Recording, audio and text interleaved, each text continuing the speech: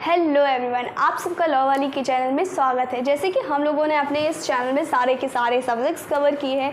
For example Hindu law है, contract है और सीआरपीसी है। साथ में ही ये जो हमारा आज हम लोग पढ़ रहे हैं, इससे पहले हम लोगों ने कॉन्स्टिट्यूशन का, हमारे जो संविधान है उसका हिस्ट्री पढ़ ली थी। जो भी हमारा इंडिपेंडेंस से पहले क्या हिस्ट्री थी, क्यों कॉन्स्टिट्यूशन लाया गया, उसको पढ़ा। नेक्स्ट वीडियो में हम लोगों ने पढ़ा जो इंडिपेंडेंट के बाद जो हिस्ट्री थी उसके बारे में समझा। फिर उसके बाद हम लोगों ने जो थोड़ा सा जनरल कॉन्स्टिट्यूशन का, जो हमारा कॉन्स्टिट्यूशन है उसका प्रीएम्बल क्या है, कैसे है, उस सबको भी समझा। आज के इस वीडियो में हम लोग अपने जो आर्टिकल्स है उस सेक्शन को लेकर के चलने वाले हैं।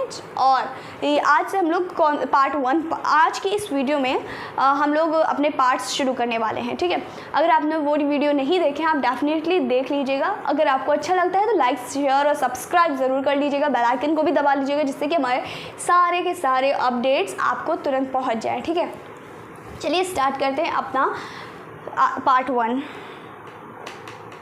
देखिए, सबसे पहले जो हमारा पार्ट 1 है वो क्या कहता है। देखिए, हम लोगों ने इसके केस लॉज हैं, जैसे कि अभी आप बैरक देखोगे उसमें केशवानंद भारती का केस, साथ में मिनर्वा मिल्स का केस साफ साफ लिखा है। दैट इट मीन्स बहुत इंपॉर्टेंट है।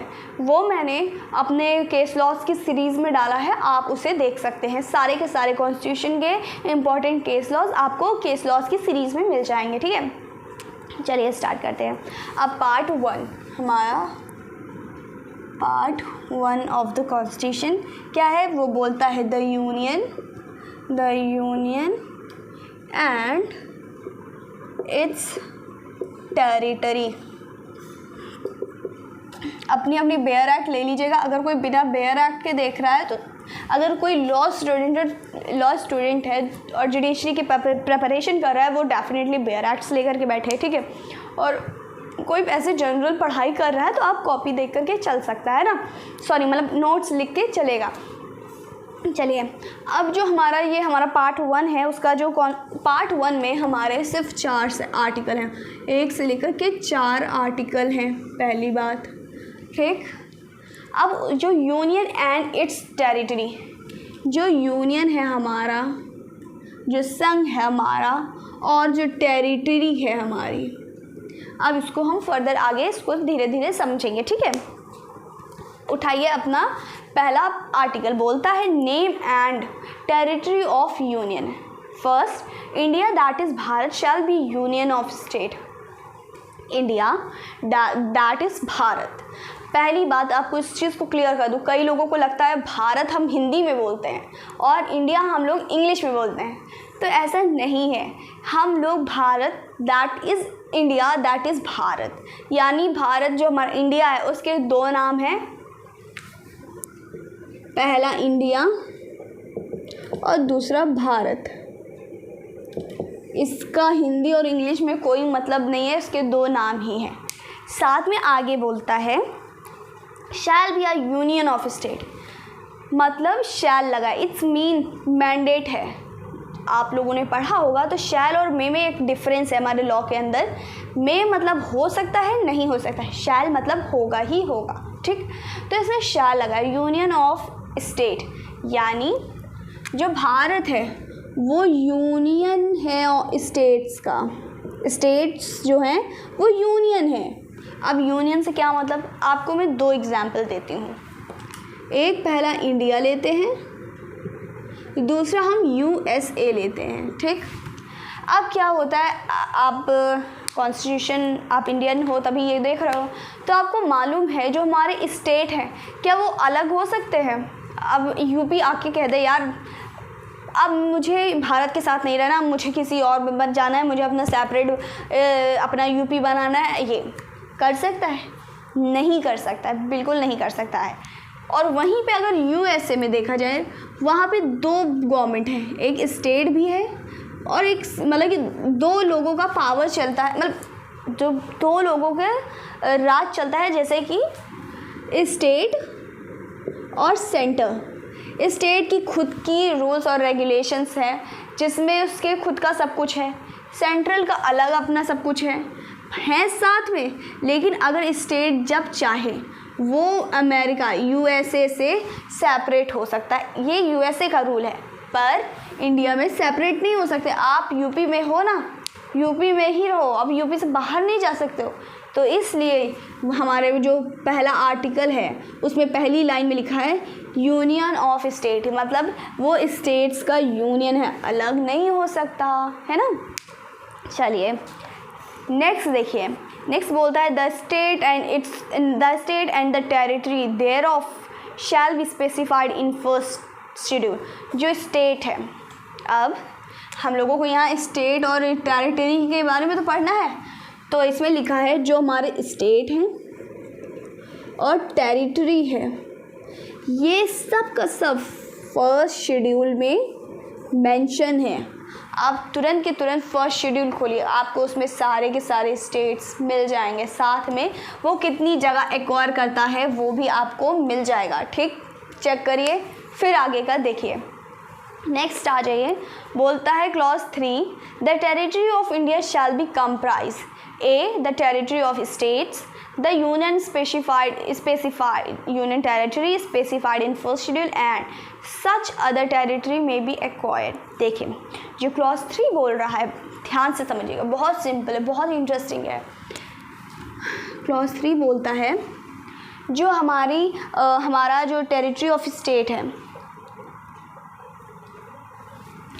जो स्टेट्स हैं और जो यूनियन टेरिटरी हैं, और थर्ड एक एक्वायर लिखा है, एक्वायर वाला सीन है। ठीक, अब इसको समझिए। अब देखिए किसी चीज़ को भाग बंटवारा करते हैं, जिसकी मतलब डिवाइड करते हैं, क्यों डिवाइड करते हैं? अच्छा आप लोग बताइए, क्या इंडिया में एक गवर्नमेंट जो सेंट्रल पे बैठ के पूरे भारत को कन्याकुमारी से कश्मीर और इधर गुजरात से हमारे 7 सिस्टर्स तक के एक अकेली गवर्नमेंट संभाल सकती है? एक अकेला आदमी संभाल सकता है? अकेला आदमी तो छोड़िए, आप अपने घर पे सिर्फ पापा नहीं चला सकते हैं, सिर्फ मम्मी नहीं चला सकती हैं, पापा और मम्मी का दोनों का ही समर्थन चाहिए होता है। उसी तरह क्या किया गया है, जो हमारा इंडिया है उसमें चीज़ों को डिवाइड कर दिया गया है, state union territory, state union territory, और उसमें सबको सब स्टेट में चीफ मिनिस्टर्स हैं, हाई कोर्ट्स हैं, गवर्नर्स हैं, सब कुछ है। और जो यूनियन टेरिटरीज़, देखिए यूनियन टेरिटरी इसलिए बोला जाता है क्योंकि वो थोड़ा सा डिफरेंट होती हैं। किसी चीज़ को ज़्यादा डिफरेंट दिखाना, कैटेगराइज करना, मतलब कि वो थोड़ा सा डिफरेंट है, उसका कल्चर डिफरेंट हो सकता है, उसकी लैंग्वेज डिफरेंट हो सकती है, उसका कुछ भी डिफरेंट हो सकता है। अब तो इसलिए वो स्टेट की टेरिटरी हो गई, है ना। पहली बात वो स्टेट हो गया, आपको डिफरेंस समझ में आ गया होगा ना। इस स्टेट्स के पास ज़्यादा टेरिटरीज़ हैं, जैसे कि एज़ कम्पेयर दिल्ली, तो यूपी में बहुत ज़्यादा टेरिटरी है, मतलब कि ज़्यादा स्पेस है एज़ कम्पेयर दिल्ली। गुजरात में ज़्यादा है एज़ कम्पेयर लद्दाख, है ना। तो इस तरह हमारा स्टेट का फर्स्ट आपको समझ में आ गया होगा। अब दूसरा बोलता है स्टेट यूनियन टेरिटरीज़, जो भी यूनियन टेरिटरीज़ हैं वो भी फर्स्ट शेड्यूल में मेंशन हैं। ठीक, तीसरा बोलता है, ये इंटरेस्टिंग है, तीसरा ये बोलता है अगर कोई भी भारत किसी नए स्टेट को, नई जगह को एक्वायर करता है, लेता है, तो वो भी हमारे यहीं पे ही मेंशन की जाएंगी। ठीक, ये हो गया हमारा आर्टिकल 1। ठीक, अब हम लोग पढ़ेंगे आर्टिकल 2, जो कि एडमिशन और इस्टेब्लिशमेंट ऑफ न्यू स्टेट की बात करता है। मतलब किसी न्यू स्टेट को, ये थर्ड वाले को थोड़ा सा इन्हेंस करके सेकंड में दे दिया कि अगर आप किसी को एक्वायर कर रहे हो, न्यू स्टेट ला रहे हो, नया कुछ जगह को मतलब अपने में शामिल कर रहे हो, तो उसमें क्या है। ठीक, चलिए इसको पढ़ते हैं। बोलता है पार्लियामेंट में by law admit into union और establish new state such terms and condition and things fit.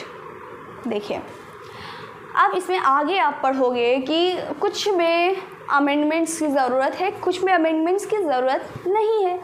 अब ये जो सेक्शन आर्टिकल 2 बोलता है, हमारा आर्टिकल 2 ये बोलता है आप किसी भी न्यू स्टेट को आप इस आर्टिकल 2 के अंदर बढ़िया से पार्लियामेंट में अपना जो भी बात करनी है बात करके आप किसी भी स्टेट को एक्वायर कर सकते हो, पहली बात।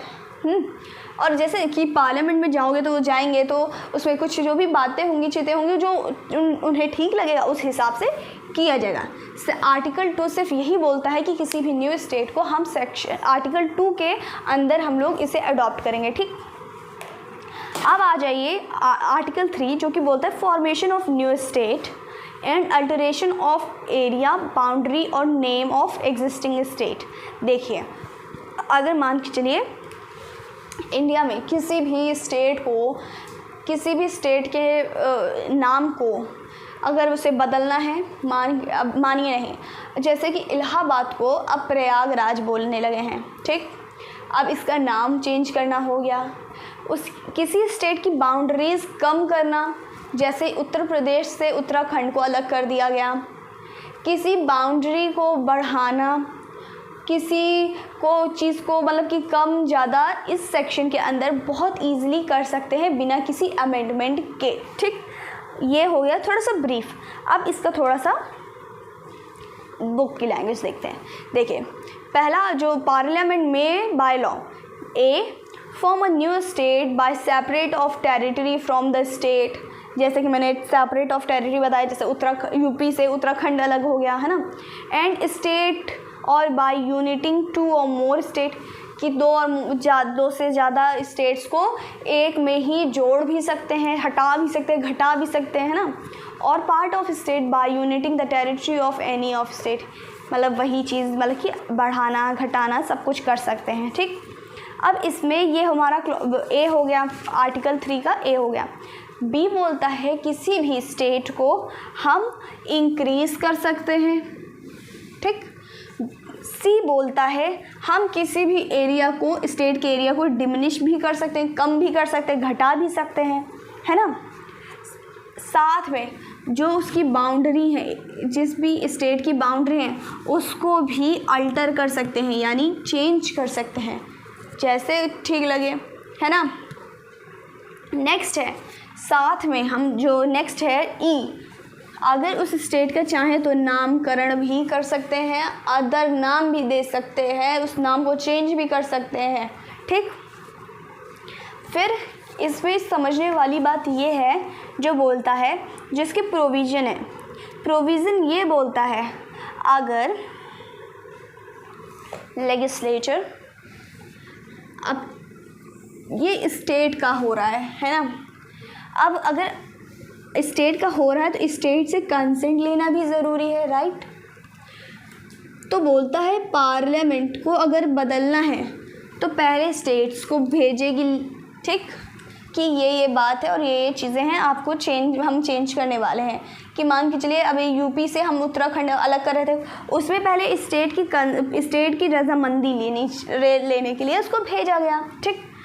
इसमें एक और चीज़ है, अब स्टेट के 2 राय हो सकते हैं, या तो हाँ कह सकता है या तो ना कह सकता है।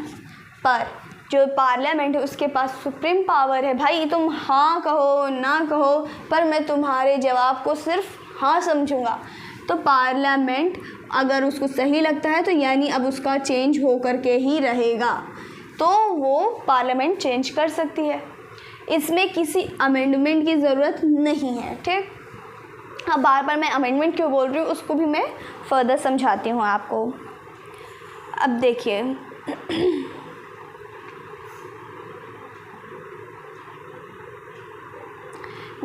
जो हमारा सेक्शन आर्टिकल 4 है वो बोलता है laws made under article 2 and 3 provides for the amendment of the first and the fourth schedule of supplemental incidental और कॉन्सिक्वेंशियल मैटर। देखिए, अब अमेंडमेंट जो मैं बार बार बोल रही थी उस चीज़ की क्लैरिफिकेशन इस सेक्शन से आपको मिलेगी। बोलता है जो भी 2 और 3 में अमेंडमेंट हो रहे हैं, मतलब किस 2 के अंदर हम किसी न्यू स्टेट को एक्वायर कर रहे हैं हम लोग, और 3 में जो भी अल्टर कर रहे हैं, सिर्फ इतने के लिए आप लोगों को मालूम होगा, आप लोग जनरल देखा होगा तो 368 पार्ट 20 में जो पार्लियामेंट के पास पावर है अमेंडमेंट करने की, उसमें पूरा प्रोसीजर दिया हुआ है कि कैसे अमेंडमेंट किया जाता है, क्या करना है, क्या भी सब कुछ उसमें दिया हुआ है। तो जो अब ये थोड़ा सा एक टफ प्रोसेस है, लंबा प्रोसेस है। तो सिर्फ एक किसी एरिया को इंडिया में ला रहे हो तो उसको यहाँ पे लाने की ज़रूरत नहीं है, आप अपने ही सिंपल मेजॉरिटी के साथ कर सकते हैं, पहली बात। दूसरी बात, किसी भी अंदर के स्टेट में, हमारी जो टेरिटरी के अंदर है उसमें अल्टर भी कर सकते हैं, उसके लिए भी 368 में जाने की ज़रूरत नहीं है, सिंपल मेजॉरिटी के साथ वो कर सकते हैं। लेकिन अब क्वेश्चन आता है, हम सेक्शन 2 के अंदर किसी बाहर की प्रॉपर्टी को एक्वायर कर रहे हैं, किसी न्यू स्टेट को एक्वायर कर रहे हैं, पर हम क्या जो इंडिया से क्या बाहर कोई प्रॉपर्टी नहीं जा सकती? बाहर से कोई इंडिया का स्टेट कोई बाहर नहीं जा सकता है, कोई एक्वायर नहीं कर सकता है। तो उस केस में क्या होगा? तो बेरूबरी यूनियन वर्सेस रेबरी यूनियन नाम से एक केस आया था, जिसका एक्सप्लेनेशन मैंने ऑलरेडी अपने प्लेलिस्ट में डाल दिया है, आप उसको देख लीजिएगा। मैं आपको इधर सिर्फ एक समझने के पॉइंट ऑफ व्यू से बता रही हूँ। तो इस केस में आया, जो बांग्लादेश की प्रॉपर्टी थी, बांग्लादेश का एरिया था उस टाइम, ईस्ट पाकिस्तान की वो टाइम था, आज के टाइम में बांग्लादेश है। तो उसमें ये केसेस आया कि भाई अगर हमें इंडिया से प्रॉपर्टी देनी है तो क्या उसमें भी सिंपल मेजॉरिटी से काम चल जाएगा? सुप्रीम कोर्ट ने बोला बिल्कुल नहीं चलेगा। अगर आपको इंडिया से बाहर किसी को प्रॉपर्टी देनी है ना, आपको उसके लिए अमेंडमेंट करना पड़ेगा। 368 के अंदर अमेंडमेंट होगा, उसके बाद वो प्रॉपर्टी जो स्टेट है वो किसी अदर कंट्री को दिया जाएगा, या कोई भी जो भी एक्वायर करना चाहता है उसको दिया जाएगा। ठीक, ये हो गया हमारा पार्ट 1। पार्ट 2 हम लोग नेक्स्ट वीडियो में पढ़ेंगे। अगर आपको इसमें कुछ नहीं समझ में आ रहा है या नहीं आया है तो आप कमेंट कर दीजिएगा, क्योंकि अगर आप कमेंट नहीं करेंगे तो हमें समझ नहीं आएगा कि क्या प्रॉब्लम है ना। तो अगर अच्छा लगा है तो भी आप हमें जैसे कि क्या कमेंट उसका भी दे ही दीजिएगा, जिससे कि हमें थोड़ा सा प्रोत्साहन मिलेगा ना। आप हमारे इंस्टाग्राम, फेसबुक और टेलीग्राम पे भी जुड़ सकते हैं, बायो में आपको लिंक मिल जाएगी। अगर कोई क्वेरी हो कमेंट कर दीजिएगा, आप किसी भी माध्यम से कर सकते हैं ना। साथ में हमारा व्हाट्सएप नंबर भी है, आप उस पर भी मैसेज कर सकते हैं, आपको आंसर ज़रूर मिलेगा। ठीक, और लाइक शेयर सब्सक्राइब ज़रूर कर दीजिएगा। धन्यवाद।